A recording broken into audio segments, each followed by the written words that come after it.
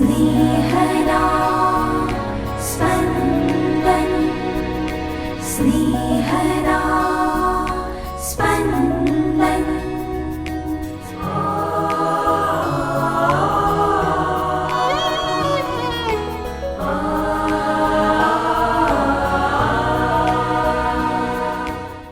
સામાન્ય કાળના 26મા અઠવાડિયાનો ગુરુવાર.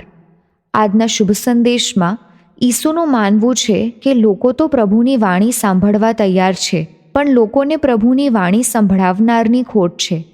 પ્રભુને પ્રાર્થના કરીએ કે આપણા પરિવારમાંથી પ્રભુ આ કાર્ય માટે આપણા સંતાનોને પસંદ કરે. સાંભળીએ સંત લુકનો શુભ સંદેશ, અધ્યાય 10, કડી 1-12. આ પછી પ્રભુએ બીજા 72 શિષ્યોને નિમીને 2-2ની ટુકડીમાં પોતે જે શહેર કે ગામ જવાના હતા ત્યાં અગાઉથી મોકલી આપ્યા. અને તેમણે તેઓને કહ્યું, ફસલ ખરેખર મબલક છે, પણ કામ કરનારા થોડા છે. એટલે તમે ફસલના માલિકને પ્રાર્થના કરો કે પોતાની ફસલ લણવા માણસો મોકલે. ઉપડો અને ખ્યાલ રાખજો, હું તમને વરુઓની વચ્ચે ઘેટાની જેમ મોકલું છું. સાથે પૈસાની કોથળી કે જોડી કે પગરખા રાખશો નહીં. રસ્તે કોઈને જય જય કરવા રોકાશો નહીં. કોઈ પણ ઘરમાં દાખલ થાઓ ત્યારે પહેલાં આ ઘર ઉપર શાંતિ ઉતરો એમ કહેજો. જો ત્યાં કોઈ શાંતિપાત્ર માણસ હશે તો તમારી ઈચ્છેલી શાંતિ તેના ઉપર ઠરશે, નહીં તો તે તમારી પાસે પાછી આવશે.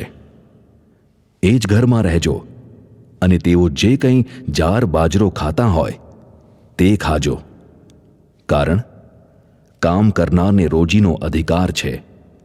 વારે વારે ઉતારો બદલશો નહીં. તમે કોઈ ગામમાં જાઓ અને લોકો તમારું સ્વાગત કરે ત્યારે તેઓ જે આપે તે ખાજો, અને ત્યાં માંદા હોય તેમને સાજા કરજો, અને સૌને કહેજો કે ઈશ્વરનું રાજ્ય તમારે આંગણે આવી પહોંચ્યું છે. તમે કોઈ ગામમાં દાખલ થાઓ અને લોકો તમારું સ્વાગત ન કરે તો તેના રસ્તા ઉપર જઈને કહેજો કે અમારા પગને વળગેલી તમારા ગામની ધૂળ સુદ્ધા અમે તમને ખંખેરી આપીએ છીએ. તેમ છતાં એટલું ધ્યાનમાં રાખજો કે ઈશ્વરનું રાજ્ય આવી પહોંચ્યું છે. હું તમને કહું છું કે કયામતને દિવસે એ ગામ કરતાં તો સદોમની દશા પણ બહેતર હશે. स्नेहदा स्पन्दन स्पन्दन। ઈસુ સમગ્ર વિશ્વના અથવા સમગ્ર માનવજાતના મુક્તિદાતા છે એ દર્શાવવા લૂકનો શુભ સંદેશ લખવામાં આવ્યો છે. એટલે લૂક ઈસુના માત્ર 12 શિષ્યોને જ મહત્ત્વ આપતા નથી, પણ ઈસુના 72 શિષ્યોની વાત કરે છે. 72નો આંક બાઇબલના આંક 12નો 6 સાથેનો ગુણાકાર છે. 6નો આંક બાઇબલના આંક 3નો બમણો આંક છે. એવું મનાતું હતું કે વિશ્વના 70 દેશો છે, એટલે આખા વિશ્વમાં ઈસુનો શુભ સંદેશ ફેલાવવા 72 શિષ્યો. એટલું નક્કી કે લૂક ઈસુ વિશ્વના મુક્તિદાતા છે એમ દર્શાવવા પોતાના શુભ સંદેશમાં આ 72 શિષ્યોમાંના 2 શિષ્યોને એમાઉસના રસ્તે પુનરુત્થાન પામેલા ઈસુને દર્શન આપતા બતાવે છે. સ્ત્રીઓને સ્થાન આપે છે, બાળકોની વાત કરે છે, જકાતદાર જાખીને ઘેર જાય છે, ભલા શમરૂનીની દ્રષ્ટાંત કથા કહે છે. ઈસુના વિચારો જાણીએ. ઈસુ અનુભવે છે કે આજે સંન્યસ્ત માર્ગે ઈસુના શિષ્ય બનવાની સંખ્યામાં ધરખમ ઘટાડો થયો છે. એક દાખલો આપવા ઈસુ સંઘના સભ્યોની સંખ્યા સાંભળીએ. ઈસવીસન 1964માં ભરાયેલી દ્વિતીય વેટિકન વિશ્વ પરિષદ પછી ઈસુ સંઘીઓની સંખ્યા લગભગ 36,000ની હતી. આજે ઈસવીસન 2025માં એટલે કે લગભગ 60 વર્ષ પછી ઈસુ સંઘીઓની સંખ્યા 13,865 થઈ છે. આવી જ સ્થિતિ બધા જ સંન્યસ્ત મંડળોની છે. ભારે ચિંતાનો વિષય છે. ઈસુ આપણને પ્રાર્થના કરવા કહે છે કે પ્રભુ સંન્યસ્ત માર્ગે ઈસુના શિષ્યો બનવાની સંખ્યામાં વધારો કરે. ઈસુ આ સંન્યસ્ત વર્ગને જાણે કે ઘેટાની માફક વરુઓ વચ્ચે મોકલે છે. ઈસુ જાણે છે કે ઈસુ જોખમ ખેડી રહ્યા છે. ઈસુનો અસ્વીકાર કરનારા લોકો આ સંન્યસ્ત વર્ગના સભ્યો માટે વરુ પુરવાર થઈ શકે છે. આપણે આપણા સંન્યસ્ત વર્ગના રક્ષણ માટે પ્રભુને વિનંતી કરવાની છે. ઓછામાં ઓછું આપણે આપણા સંન્યસ્ત વર્ગ માટે વરુ બનવાનું નથી. સંન્યસ્ત વર્ગ નથી પૈસાની કોથળી સાથે લેવાની. સંન્યસ્ત વર્ગ અપરિગ્રહનું વ્રત લે છે. પૈસો જરૂરી છે, પણ સંન્યસ્ત વર્ગે પૈસા પર આધારિત બની જવાનું નથી. તેમણે જોડી પણ લેવાની નથી, જેથી તેમને વસ્તુઓ એકઠી કરવાનો મોહ ન જાગે. પગરખા પહેરવાના નથી, એટલે એમ સુખ સગવડનો ત્યાગ કરવાનો છે. ભૂતકાળમાં ગુજરાતમાં આવેલા સ્પેનિશ યુવાન મિશનરીઓને ગુજરાતની ગરમી, ગુજરાતની તીખી વાનગીઓ, મચ્છરો ખૂબ હેરાન કરતા. તેઓ રાત્રે પૂરી ઊંઘ લઈ શકતા નહોતા. આ સંન્યસ્ત વર્ગ રસ્તે કોઈને જય જય કરવા રોકાવાનું નથી. એનો અર્થ એ કે કામ તત્કાળ કરવાનું છે, યુદ્ધના ધોરણે કરવાનું છે. સમય વેડફવાનું પરવડે એમ નથી. મિશનરી તરીકે આવી આ સંન્યસ્ત વર્ગે શિક્ષણ આપ્યું અને માનસિક રોગ મટાડ્યા, દવાઓ આપી અને શારીરિક રોગ મટાડ્યા, ઈસુ આપ્યા અને આધ્યાત્મિક રોગો મટાડ્યા.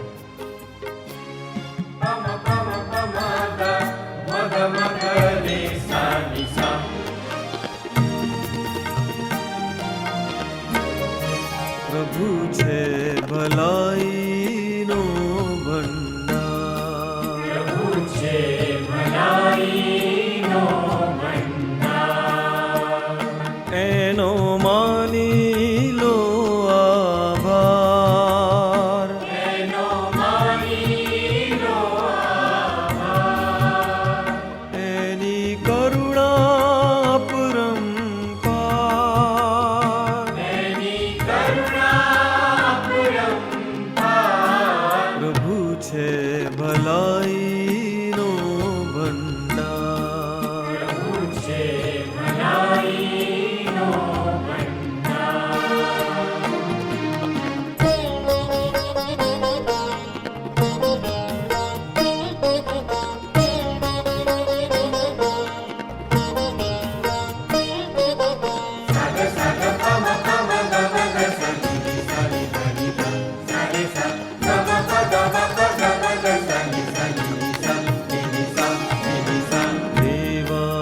દેવાધિદેવ એ છે, એનો માની લો આભાર, દેવાધિદેવ એ છે, એનો માની લો આભાર,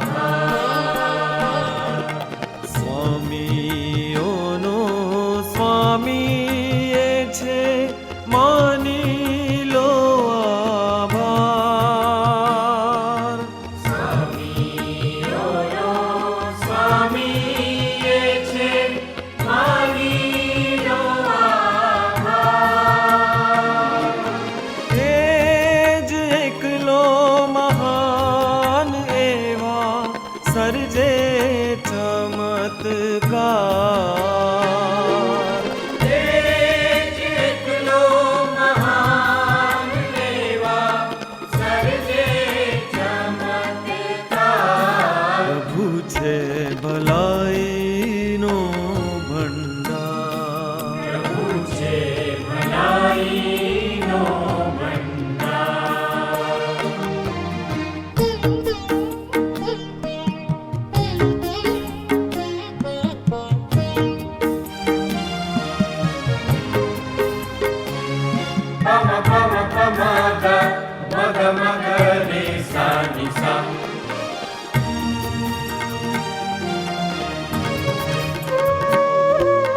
નિજ બુદ્ધિથી સર્જ્યું એણે આખું આભ વિશાળ, નિજ બુદ્ધિથી સર્જ્યું એણે આખું આભ વિશાળ,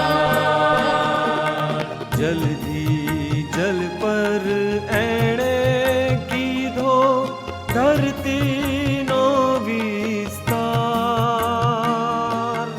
જલથી જલ પર એણે કીધો ધરતીનો